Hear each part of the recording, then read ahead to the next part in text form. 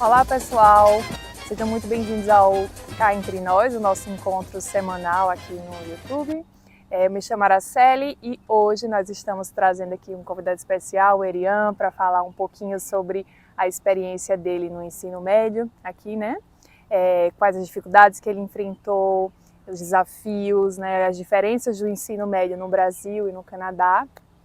Então, seja muito bem-vindo, Erian, muito obrigada. Tudo bem? Muito obrigada por ter vindo, aceitado o convite. É uma honra, né? Olha, não é todo dia que a gente encontra informações sobre como funciona o ensino médio e tudo mais, mas antes de a gente entrar no assunto em si, você poderia explicar para a gente como foi que você veio parar aqui? Não, com certeza. Bom, o meu pai, ele trabalha como gerente de projetos. Ele trabalhou em projetos no Instituto Samsung, lá em Manaus, por mais ou menos aí uns 7 anos e pouco. Então, é uma pessoa muito organizada, provavelmente uma das pessoas mais organizadas assim que eu conheço. E um dia ele acabou recebendo a oportunidade de poder trabalhar, fazer uma viagem a trabalho para a Coreia. E nessa viagem que ele fez, então ele acabou percebendo que as coisas lá na Coreia do Sul não eram como no Brasil, né? Então ele acabou vendo que a cultura era diferente, a forma como as pessoas cuidavam era diferente, esse tipo de coisa, e veio essa necessidade de querer sair do país para poder ter uma melhor condição de vida, morar num país onde você consegue aproveitar muito mais os seus últimos anos de vida, a aposentadoria, essas coisas. E a gente começou a criar uma planilha sobre isso daí, com prós e contras de cada país, com os nossas próprias ideias, né, do que seria bom, o que seria ruim. E acabou que o primeiro lugar ficou a Austrália. Eu ia dizer o Canadá. O Canadá ficou em terceiro lugar. Foi Austrália, Nova Zelândia e Canadá. Só que a Austrália e Nova Zelândia, para quem tem mais de 45 anos, já é difícil de fazer o processo de imigração. O Canadá acabou sendo a terceira opção que a gente acabou escolhendo. E acredito que foi uma ótima opção, com certeza. Então vocês vieram para cá através do college, né? Isso. Minha mãe, ela veio para cá estudando inglês e meu pai veio aqui à procura de um trabalho. Sim, e aí isso te deu a oportunidade de estudar, de ter o visto de estudante e fazer um ensino médio aqui, né? Exatamente. Qual a idade, no caso não seria qual a idade, né? Mas qual era o ano que você estava na escola no Brasil e quando você chegou aqui, qual foi o nível equivalente? Você poderia explicar mais ou menos como é que funciona? Basicamente, a transferência que eles fizeram para mim foi a seguinte. Eles fizeram baseado na minha data de nascimento. Como eu nasci em 2005, em 2021 eu tive que fazer o segundo ano do ensino médio, que era o que estava valendo. Mas no Brasil eu tinha começado antes. Então eu tive que repetir o meu segundo ano do ensino médio quando eu vim para cá. O que na minha cabeça ia ser perder um ano. Mas pelo fato do ano letivo escolar começar em setembro e no Brasil começar em fevereiro, na verdade foi mais ou menos aí 6 meses de diferença. Não é tão grande quanto eu pensava que seria. E além disso, agora, né, já quase finalizando o ensino médio, eu não vejo isso como uma perda de tempo mais. Eu vejo isso, na verdade, como um ganho de experiências. Sim. Então, no caso, não funciona com o nível da escola que você tem no Brasil, é pela idade, né? Exato. O que eu tenho aqui, que eu percebi, é que quando eles botam no sistema, eles botam todos os boletins que você tinha, exceto o boletim do ano que você não finalizou. Então, eu tinha minhas notas do segundo ano do médio, que não foram utilizadas. Minhas notas do segundo ano do ensino médio no Brasil não existem aqui. Mas existem também outras coisas que eles colocaram. Eu sei que pessoas que estudam uma língua que a escola ensina, então, por exemplo, a língua espanhola, ou o alemão, ou o japonês, eles são meio que obrigados a pegar uma aula da língua que eles estudam para poder contar como tempo de segunda língua, de conhecimento de segunda língua. Mas como eu falo o português e a escola não ensina português, eu já recebi um certificado como se eu tivesse proficiência máxima da língua portuguesa. Então, no meu boletim eu tenho créditos e pontuação como segunda língua, o português. Então, agora que a gente está falando de língua, você entrou e já entrou numa aula normal, assim, com todos os canadenses, ou você teve que fazer alguma aula especial para estudante internacional? O meu foi um pouco diferente. Eu acredito que quando a gente foi fazer toda a questão de atualização e tudo mais, a moça que fez todo o processo de fazer a transição do Brasil para o Canadá, ela acreditou que eu já tinha fluência no idioma e não quis me fazer nenhum teste de proficiência da língua inglesa. Então o único teste que eu tive que fazer era um teste de aptidão matemática e foi isso.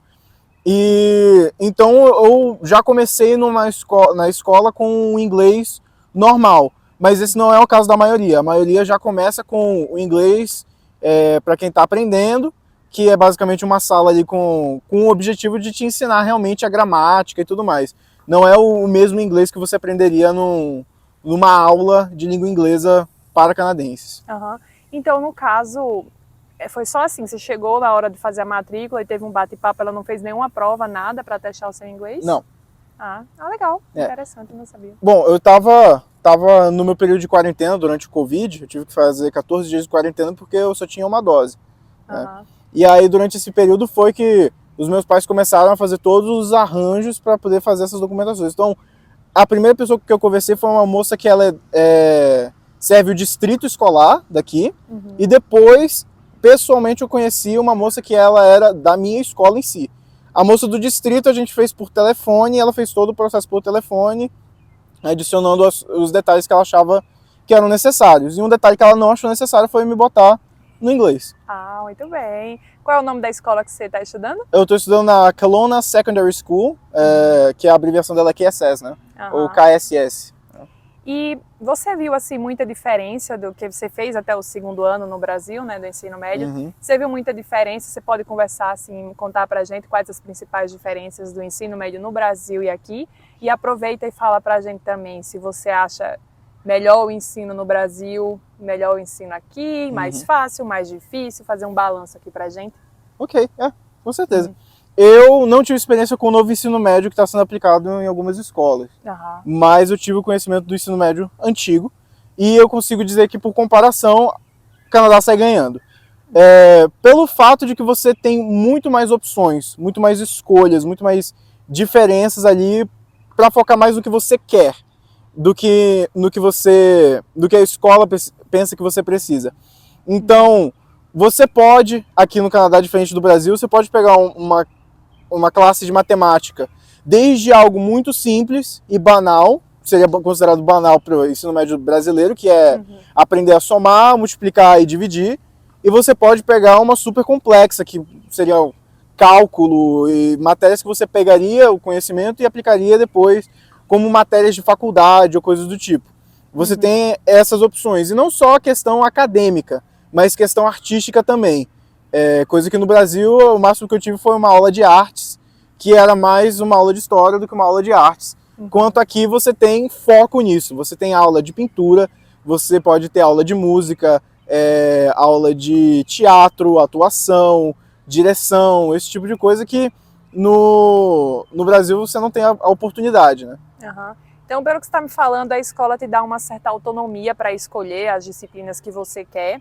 Mas tem algumas matérias que são obrigatórias, tipo, todo mundo tem que fazer matéria X, Y, Z, e as outras a gente pode escolher qual é o número máximo de matérias que você pode pegar, e isso você consegue conciliar, assim, é fácil de você conciliar os estudos? Muito boa pergunta aqui, porque na questão de limite de matérias, você pode pegar a quantidade de matérias que couber no seu tempo ali, no seu cronograma.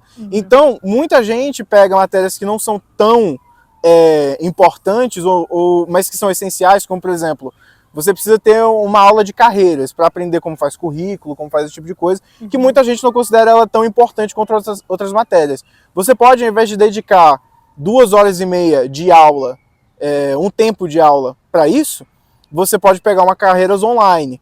E aí você tem aquele período para botar uma outra matéria. Ou você pode fazer ela antes ou depois da escola. Então, tem gente que começa às 7h30 da manhã, tá lá na escola para ter aula de carreiras até às 9 da manhã. E aí às 9 da manhã tem o horário normal. E também tem gente que estuda às 9 até às 3 e das 3 até às 5 tá fazendo aula de carreiras também. Então tem toda essa flexibilidade na questão de como você quer fazer essas matérias. Mas de matérias essenciais, a gente tem o inglês, ciências, história e matemática. E carreiras. Né? São essas 5 as bases. Só que elas são essenciais a menos que você esteja formando. Depois que você é do terceiro ano do médio, isso diminui bastante. E aí o essencial é só inglês e carreiras. E além disso, você pode fazer essas matérias a qualquer momento. Então, se você está no primeiro ano do ensino médio e você quer fazer as matérias essenciais do segundo ano do ensino médio no primeiro ano do ensino médio, você tem essa opção. Para que no segundo ano do ensino médio você não faça nenhuma delas, ou você faça as do terceiro ano do médio. Uhum.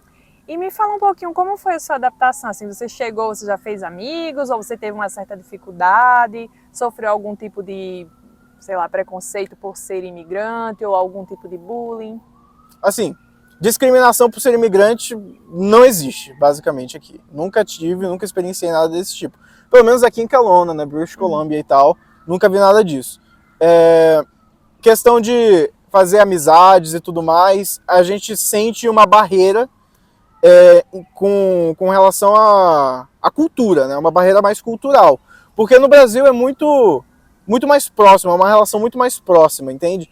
Mas aqui é como se fosse assim, você só consegue fazer amigos se você se soltar, se você for e especificamente conversar com a pessoa e esse tipo de coisa. Não tem muito esse negócio de alguém de fora te chama para conversar. Então você tem que realmente se botar ali e tudo mais. Existem, obviamente, outras opções. Existem grupos, existem clubes, atividades extracurriculares que você pode fazer que o meio social é muito maior. Uhum. Inclusive, né, você não falou aqui, mas olha, Erian é um artista, viu?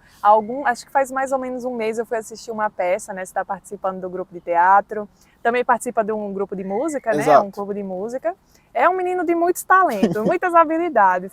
E aí eu fiquei impressionada, porque tipo, 2 horas, não tinha 2 horas a peça? Isso, 2 horas. 2 horas e ele tava ali falando um inglês perfeito, atuando maravilhosamente bem. E a estrutura também da peça, da escola, tudo, não parecia coisa de colégio, parecia assim coisa bem profissional mesmo. Você pode contar um pouquinho, assim, rapidinho, como foi essa experiência e Com se isso certeza. te ajudou, assim, como isso te ajudou a se adaptar e fazer amizades? Bom, o Clube do Teatro é um clube extracurricular, então você estuda das 9 até as 3 da tarde, e das 3 até as 5 você ficaria no Clube de Teatro nas terças e quintas, no caso é assim que funciona na minha escola. E esse Clube de Teatro, no final de cada semestre, a gente lança uma peça. No caso, a peça que eu fiz parte esse ano foi Peter Pan e Clue, que foi a peça que a Araceli assistiu. Na questão de como me ajudou, tanto socialmente quanto na questão do idioma, me ajudou muito. Porque questão social, todo mundo do teatro é muito extrovertido, eles estão sempre ali dispostos a querer ajudar, dispostos a falar com você e tudo mais. Então você está sempre fazendo novos amigos quando eles estão dentro do teatro. E a questão do inglês melhorou muito na questão de pronúncia, porque você tem que incorporar o personagem. Então você tem que aprender como é que são os maneirismos dele de falar, como é que é o sotaque. Então eu aprendi muito a falar com sotaques por causa disso. Então consegui fazer um sotaque britânico, que era o sotaque do meu personagem na peça, e tudo mais. Então me ajudou bastante isso. Erian, vamos para uma última pergunta, aquela pergunta final, né? Você, olhando assim para trás, como você chegou 2021 e agora, tem alguma coisa que você diz, poxa, eu teria feito diferente, ou algum arrependimento? Eu diria que o meu principal arrependimento foi não ter explorado melhor as possibilidades que eu tinha na época. Então, logo na primeira semana eu entrei e fiz parte do clube de teatro, né? Mas, assim, eu queria ter entrado na música antes, esse tipo de coisa. Então, por exemplo, eu tive que aprender a ler partitura e tudo mais, e muita gente diz que eu tenho um talento para música. Meus professores dizem que eu tenho um conhecimento bacana para isso, e eu gostaria de ter evoluído muito mais do que eu realmente evoluí, ter tido esses 6 meses adicionais ali que eu não tive a oportunidade de praticar para estar praticando aí o estudo da música. Erian, mas você é novinho, tem um futuro brilhante pela frente, isso aí você vai tirar de letra com certeza. Poxa, obrigado.